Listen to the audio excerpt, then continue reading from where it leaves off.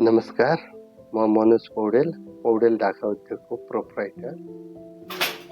ढाका कस्तो किसिमको ढाका बनाउने भन्ने चाहिँ ढाका एउटा चाहिँ नि बुनेर तयारी पारिने कपडा भएको हुँदाखेरि यसको र मेटेरियलहरू विभिन्न प्रकारका हुन्छन्।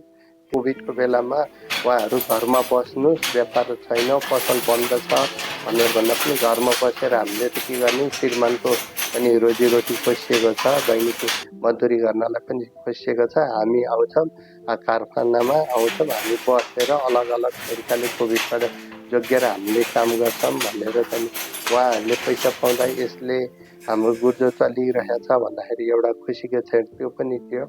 र उहाँहरूलाई केही पर्दाखेरि श्रीमानले लिएर आउला र 2-4 हजार मागौँला भन्दा पनि आफूले गरेको आफूले तलब बुझ्नु पाउँदाखेरि उहाँहरू खुसी भएको देख्दा मैले केही समाजमा केही गर्नुपर्छ भन्ने तरिकाले म पनि आएको रहेछु भन्ने हिसाबले रोजगारी दिएको हुँदाखेरि मैले चाहिँ नि आफूले आफूलाई चाहिँ नि अलिकति फरक ठान्छु।